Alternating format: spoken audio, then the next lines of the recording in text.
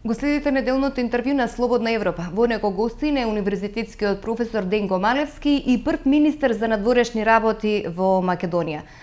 Професоре Малевски, дали 23 години по приемот во Обединетите нации, кога станавме суверена држава на картата на светот, Македонија денес е на некаква пресвртница и се подкопуваат незините стратешки евроатлантски определби, доколку актуелната политичка ситуација продолжи, бидејќи знаеме дека и амбасадорот Бейли кажа дека сега услови за прием во НАТО се одржувањето фер и кредибилни избори, односно овозможување на работата на специјалното јавно обвинителство и овозможување реформи во медиумите.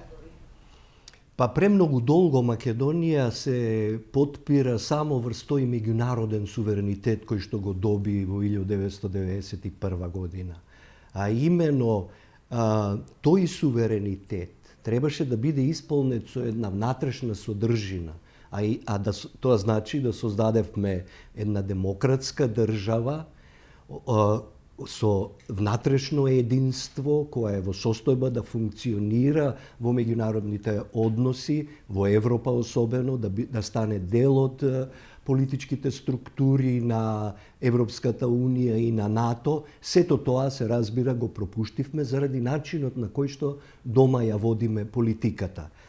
Тешко ни е да ги прифатиме начелата на демократијата, слободата во политичкото уредување на земјата и со тоа перманентно заостануваме затоа што нашите институции не се во состојба да произведуваат одлуки кои што ќе ја туркаат државата напред.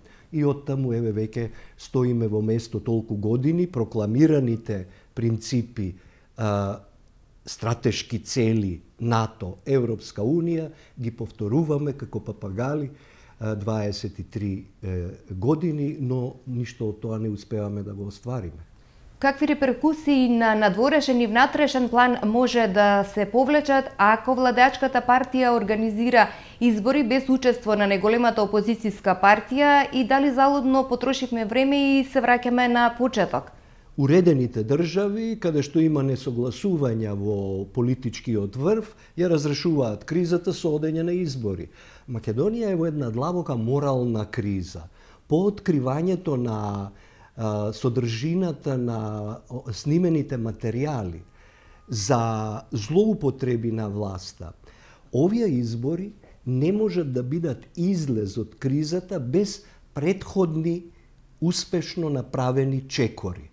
Тие чекори упорно ги избегнуваме, не ја утврдуваме содржината на злоупотребите за да се расчисти образот на политичарите, за да општеството прочистено отиде на избори, туку се сведува на една политичка обструкција, битка за стигање до моментот на изборите, со што би се обструирала правдата, утврдувањето на вистината и сето тоа прави една многу лоша состојба во државата.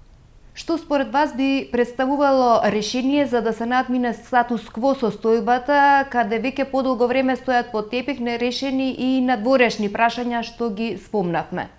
За жал нема брзи излез од оваа ситуација, дури сега влегуваме уште во една подраматична криза, бидејќи македонското општество останува без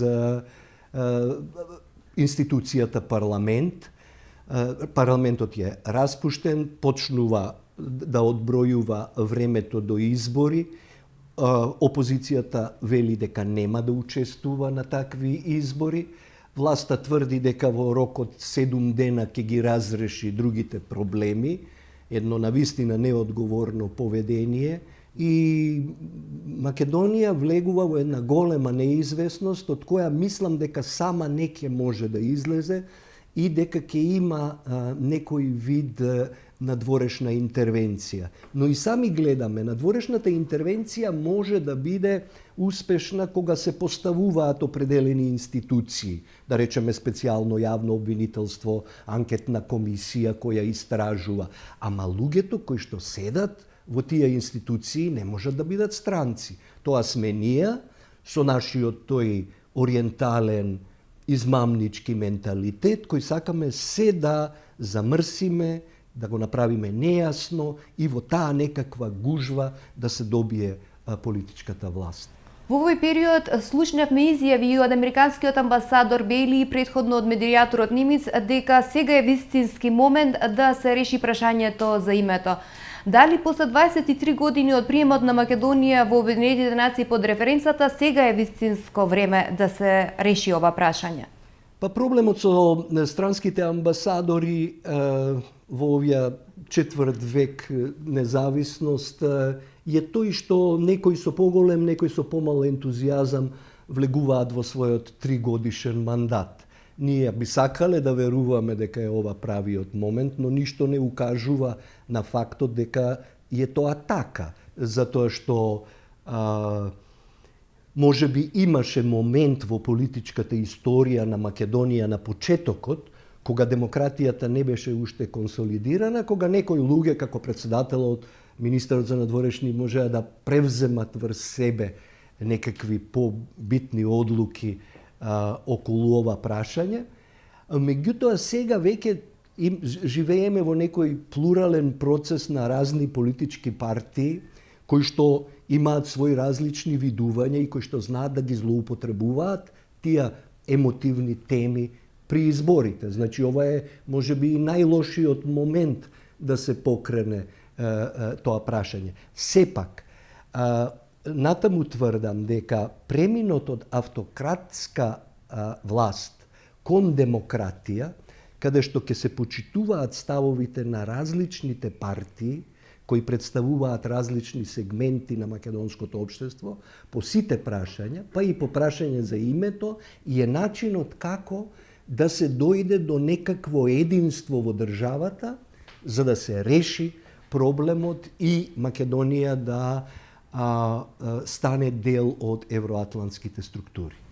Има ли интерес Европската Унија во овој момент за проширување, кога и таа сама по себе е ранлива поради мигрантската криза и заканите од терористички напади?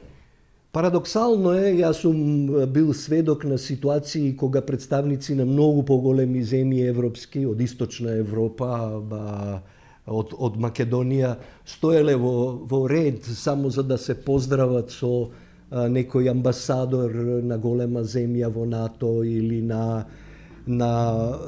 водството на Европската Унија. Парадоксално е што сега Македонија практично ја молат да влезе во Унијата и во НАТО.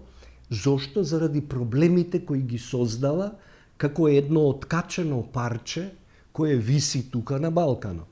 Значи, кога се создадоа малите држави од распадот на Југословенската федерација, еден многу умен човек, Џорџ Кенан, дипломата, поранешен амбасадор на Америка во Москва и политички мислител, напиша: успешни од овие мали земји ќе бидат само оние кои што ќе успеат да се димензионираат во меѓународните односи. Словенија успеа. Не го покрена прашањето за корушките словенци, за сукобите со Австрија. Австрија беше нејзиниот промотор внатре и преку човекови права ги решава проблемите на, да речеме, населението од нивна етничка припадност. Хрватска успеа, повторно успеа да се димензионира и покрај целиот национализам на Туџман, тој прифати западната иницијатива да се сочува Босна и Херцеговина, да учествуваат во муслиманско Хрватска федерација внатре во државата, да соработува со светот. Тие успеа. Кој не успеа? Србија не успеа, отвори војна со сите во Југославија прво, и не успеа Македонија, која исто така не знаеше да се димензионира како нова, млада, модерна држава и нација, која ги остава зад себе историските расправи со балканските народи, оди во Европа и од таа позиција потоа ги отвара темите на минатото, но една од позиција комотна, безбедна за својот народ и за својата држава. Ви благодарам на разговорот. Молам. Го следевте неделното интервју на Слободна Европа. До гледање.